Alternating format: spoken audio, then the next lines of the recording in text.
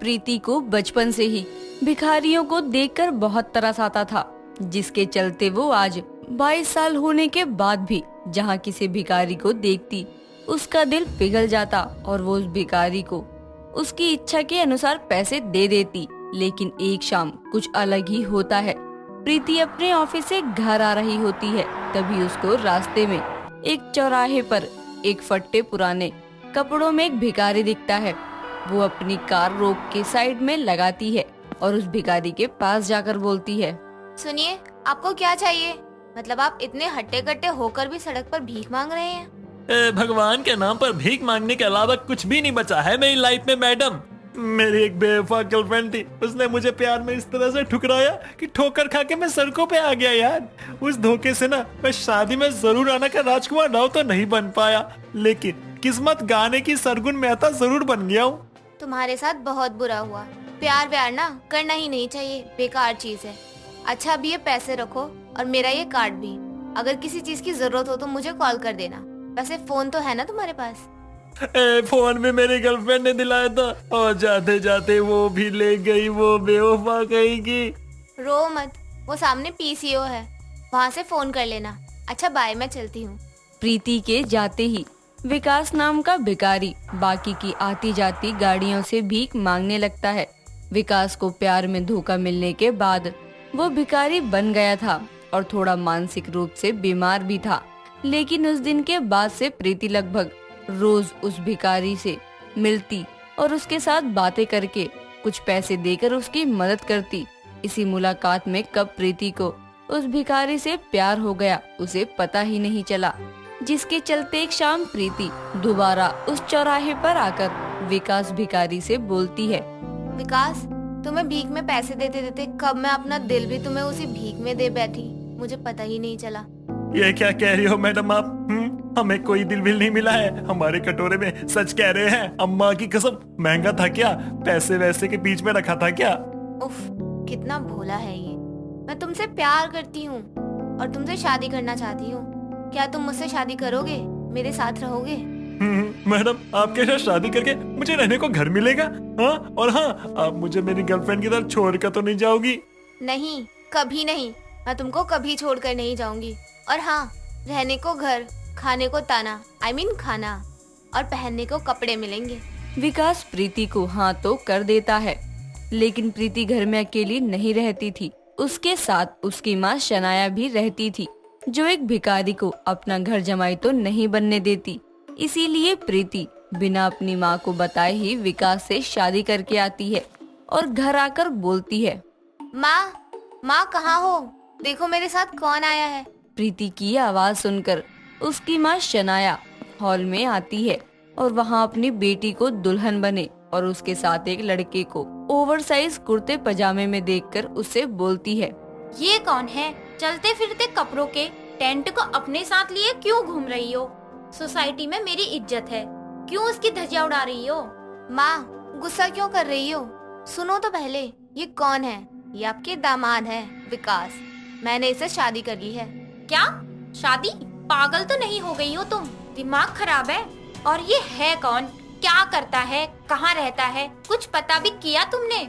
सासू माँ, मैं आपके ना पास के चौराहे पे रहता हूँ। मेरे पास ना एक अच्छा सा कटोरा है, मैं उसमें भीख मांगता हूँ। बताओ कैसे? मैडम, 1 रुपया दे दे। अरे प्लीज, कल से कुछ खाया नहीं है, दे दे ना, आपके बाल बच्चे खुश रहेंगे। आंटी जी, दे दो ना 1 रुपये, सुबह से कुछ खाया नहीं है, दे दो ना। दूर हटो।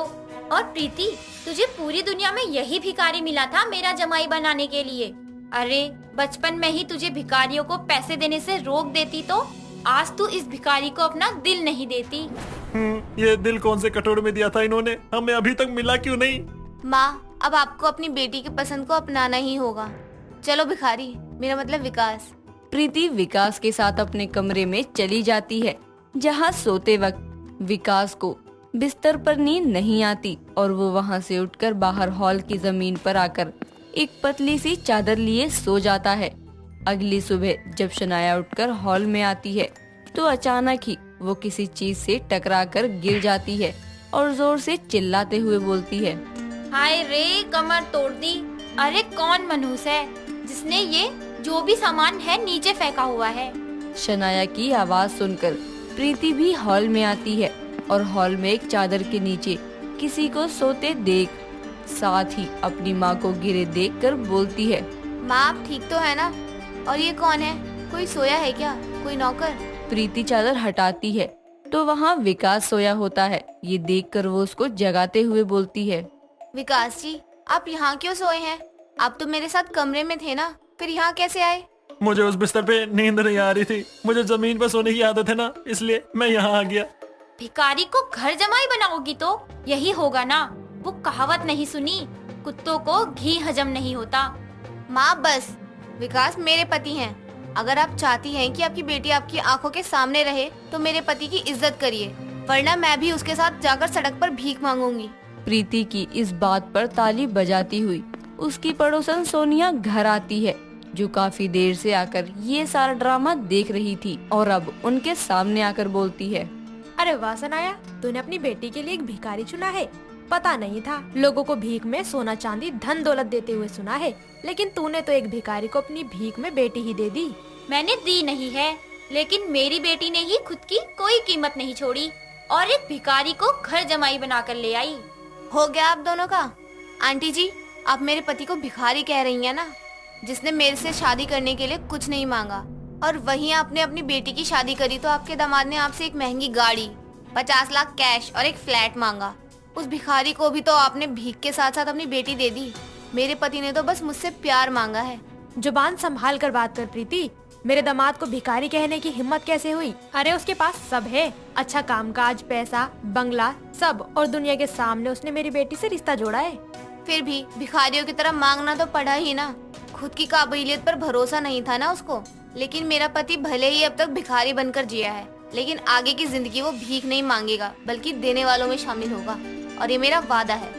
प्रीति विकास को लेकर कमरे में चली जाती है, जहाँ रोती हुई प्रीति के आंसू पहुंचकर विकास उसे बोलता है, प्रीति तुम रो मत, तुम्हारे लिए मैं मेहनत करूंगा, और जो भी तुमने ना उस आंटी को बोला है ना, वो सब सच होगा। तुम मेरा साथ दोगी ना? हमेशा। प्रीति अपनी कमाई सैलरी से विकास का इलाज करना शुरू करवाती है और कुछ ही समय में उसकी मानसिक हालत पूरी तरह ठीक हो जाती है। वो एक नॉर्मल इंसान बन जाता है, जिसके बाद वो अपनी पुरानी जिंदगी में लौटता है, जब वो अपनी बेवफा गर्लफ्रेंड से मिलने से पहले एक डॉक्टर बनने की तैयारी कर रहा था। ठीक होने के बाद प्रीति विकास को उसकी जिंदगी का मकसद याद दिला के डॉक्टर बनाने की ठान लेती है और लगभग 2 साल की मेहनत के बाद विकास मेडिकल का एग्जाम क्लियर करके फाइनली डॉक्टर बनता है और प्रीति के सामने आकर उससे बोलता है, एक भिखारी को इंसान बना दिया तुमने प्रीति। झूठे प्यार के चलते ना मैंने खुद को बर्बाद कर लिया था, लेकिन तुमने ना मुझे दोबारा आबाद कर दिया। तुम मेरी जिंदगी में ना रोशनी बनकर आई हो। लेकिन तुम्हारी जिंदगी को अंधेरे में मेरी बहन ने ही डाला था। क्या मतलब? 4 साल पहले जिस लड़की से तुम प्यार करते थे, वो रिया, मेरी बड़ी बहन। एक दिन उसने मुझे तुम्हारे बारे में बताया था और फोटो दिखाते हुए कहा, देख छोटी, ये नमूना मेरे से सच में बहुत प्यार करता है, लेकिन मैं यार इसके साथ टाइम पास कर रही थी। फिलहाल ये डॉक्टर की पढ़ाई करता है, लेकिन मुझे लगता नहीं है कुछ कर पाएगा। क्यों? प्यार में पागल जो है, मैं जब जहाँ बोलूँ वहाँ आ जाएगा, अपने सभी काम छोड़कर। ऐसे आशिक बर्बाद ही होते हैं। वैसे भी कोई नहीं है इसका इस दुनिया में। ऐसे इंसान को कौन ही अपनाएगा? ना पैसा ना नाम। दीदी प्लीज ऐसे किसी की जिंदगी को बर्बाद मत करो। तुम्हारे धोखे का उस पर कोई बुरा असर हुआ तो? ऐसा कुछ नहीं होगा, चिल कर। उस बात को बताने के 2 महीने बाद ही दीदी ने एक विदेशी लड़के से शादी कर ली और यहाँ से हमेशा के लिए चली गई। मुझे लगा तुम संभल गए होगे, लेकिन जब मैंने उस दिन तुमको सड़क पर भीख मांगते देखा तो समझ गई कि तुम्हारी इस हालत की जिम्मेदार मेरी बहन है। मैं तुम्हारी मदद करना चाहती थी, लेकिन तुमसे कब प्यार हो गया पता ही नहीं चला। प्रीति की ये बात सुनकर विकास की आंखों में आंसू बहने लगते हैं। तो वहीं उनके कमरे के बाहर खड़ी शनाया भी ये सब सुनकर खुद से बोलती है, मेरी खुद की बेटी किसी के साथ ऐसा कर सकती है, मैंने सोचा नहीं था। और मैंने इस बेचारे के साथ कैसा सलूक किया इन 2 सालों में, मुझे तो माफी मांगते हुए भी शर्म आएगी। शनाया सामने आकर विकास से माफी मांगती है और अपनी बड़ी बेटी के किए की भी शर्मिंदगी जताती है। साथ ही खुशी से विकास को अपना जमाई स्वीकारती है। तो वहीं विकास पुरानी सारी बातें भुलाकर प्रीति के साथ एक नई जिंदगी की शुरुआत करता है।